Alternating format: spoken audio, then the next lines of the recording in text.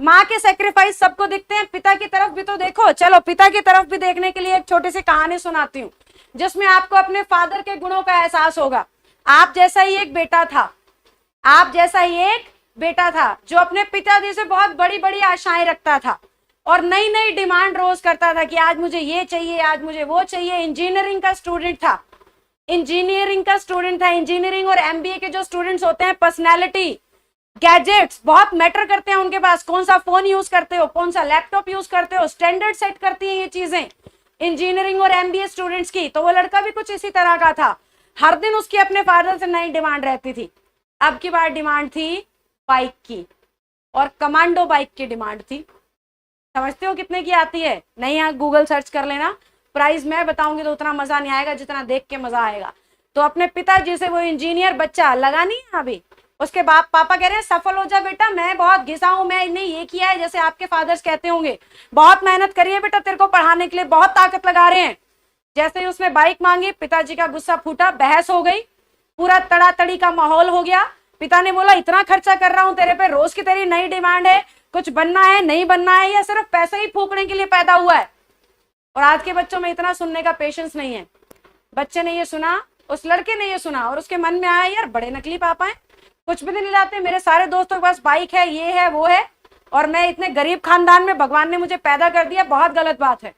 इस बड़बड़ाहट में वो अपने रूम में चला जाता है, और कुछ देर बाद जब रूम से निकलता है तो देखता है घर में ना मम्मी है ना पापा है। बहुत बड़ी लड़ाई कर चुका है, अपने रूम में जाके बैठ गया है, और जब रूम से निकलता है 1-1.5 घंटे बाद, तो ना तो घर पे फादर है ना ही मदर है।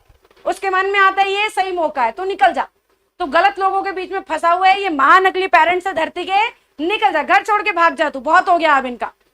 वो घर से निकल रहा होता है, निकलते निकलते उसकी नजर पड़ती है पापा के पर्स पे, सोचता है ये भी उठा लेता हूँ, पैसे चाहिए होंगे, खाली हाथ कहाँ भटकूंगा। पापा का पर्स उठा लिया, बड़ा मोटा हैवी सा दिख रहा था, सोचा बहुत पैसे हैं, जेब में डाला और जूते पहन के निकल गया। पापा के ही जूते पहन लिए जल्दी जल्दी में और निकल गया। रास्ते में याद आया अरे जूते तो पापा के हैं, किस आदमी के शूज मैंने पहन लिए, निकाल के फेंक देता है। गुस्से गुस्से में बड़बड़ाते बड़बड़ाते शूज फेंक दिए पिताजी के, और चलता जा रहा है, भागता जा रहा है, बड़बड़ाता जा रहा है, गुस्से में चिल्लाता जा रहा है, माँ बाप को कोसता जा रहा है, और चलते चलते पाँव में कांटा चुभ जाता है। लेकिन इतने गुस्से में है कि उस कांटे पे ध्यान नहीं है, निकाला और बढ़ता जा रहा है, भागता जा रहा है। एक लेवल के बाद पैर में इतना दर्द बढ़ गया, सोचा बैठ जाता हूँ थोड़ी देर। बैठा, बड़बड़ाहट अभी भी चालू है, अपने पापा मम्मी को गालियां अभी भी दे रहा है, पर कांटा निकालते निकालते दिमाग में आता है अरे यार तू तो पर्स लेके आया है, हॉस्पिटल चलता हूँ, इलाज कराता हूँ और फिर चलूंगी, आगे फिर सोचूंगा क्या करना है। तो चलो पर्स में देखता हूँ कितने पैसे हैं। पर्स निकालता है, खोलता है, और उसकी आंखें फटी की फटी रह जाती हैं, क्योंकि पर्स में सिर्फ 100 रुपए का नोट होता है। और फिर अपने फादर को वो और गालियां दे रहा है, क्योंकि क्या कह रहा है, अच्छे कंजूस हैं यार, पता नहीं पैसा कहाँ दबा के रखते हैं, पर्स में भी सिर्फ 100 रुपए हैं, ऐसे गरीब के घर भगवान ने मुझे फिर बड़बड़ा रहा है, पर्स में 100 रुपए देख के फिर बड़बड़ा रहा है। तो पर्स इतना मोटा पता है क्यों था?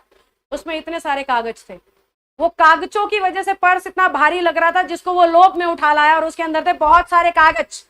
लड़का है फुर्सत में, तो कह रहा है कि चलो कागज ही पढ़ लेता हूँ, 100 रुपए में इलाज तो क्या होगा। पहली पर्ची निकालता है, खोलता है, उस पर लिखा हुआ है बेटे के लैपटॉप के लिए 40,000 रुपए उधार लिए अपने इस फला फला दोस्त से।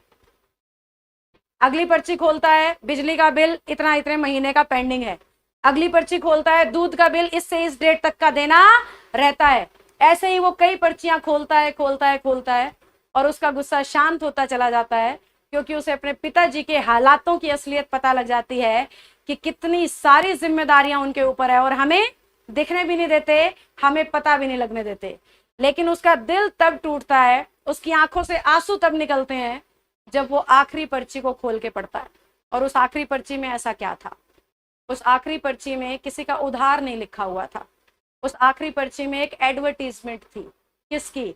पुराना स्कूटर लाएं और नई बाइक ले जाएं। ये स्लिप देख के, ये एड वाली पर्ची देख के उस लड़के के आंसू नहीं रुकते, क्योंकि उसे समझ आ जाता है कि मम्मी पापा जो घर में नहीं थे ना, वो कहाँ गए थे? वो अपनी पुरानी स्कूटर देने गए थे, और उसकी उस नई बाइक की डिमांड को पूरा करने गए थे। पुरानी स्कूटर देकर नई बाइक लाने वाले थे। वो वही स्कूटर है जिसको पापा ने अपनी पहली तनख्वाह से खरीदा था, बड़ी मेहनत और पैसे लगाए थे, और बहुत सालों की यादें उस स्कूटर के साथ जुड़ी है। वो उसे लौटाने गए थे दुकान पे और बदले में स्कीम में बाइक लेने गए थे।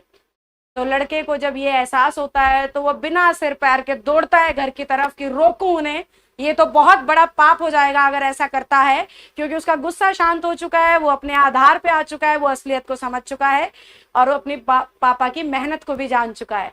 लेकिन जब घर पहुंचता है तो मम्मी पापा में से कोई भी घर पे अभी तक नहीं आया है। फिर वो दोबारा उस पर्ची को निकालता है, उस दुकान का एड्रेस देखता है और भागा दौड़ा चला जाता है उस एड्रेस पे और देखता है कि मम्मी पापा खड़े हैं, बाइक को देखने लग रहे हैं, बाइक के पास खड़े हैं। दौड़ के जाता है, उनके पैर पकड़ता है, रोता है, माफी मांगता है और कहता है कि नहीं चाहिए मुझे बाइक, आपने पहले ही मेरे लिए बहुत किया है, अब मैं आपको सफल होकर दिखाता हूँ, कुछ बन के दिखाता हूँ और आपकी आंखों में चमक ला के दिखाऊंगा, मेरी पुरानी गलतियों को आप माफ कर दो। तो बेटा ऐसे ही पेरेंट्स हैं आप सबके भी, बताते नहीं हैं, जताते नहीं हैं, घिसते रहते हैं, घुटते रहते हैं, आपकी मदद करते रहते हैं। तो अपने लिए ना सही उनके लिए सफल होने की सोचो, अपने लिए ना सही उनके लिए बहाने बनाना बंद करो। अपने जीवन को नहीं संवारना चाहते, कम से कम उनकी आंखों में चमक लाने के लिए मेहनत करनी शुरू कर दो बच्चों आज से ही, ठीक है।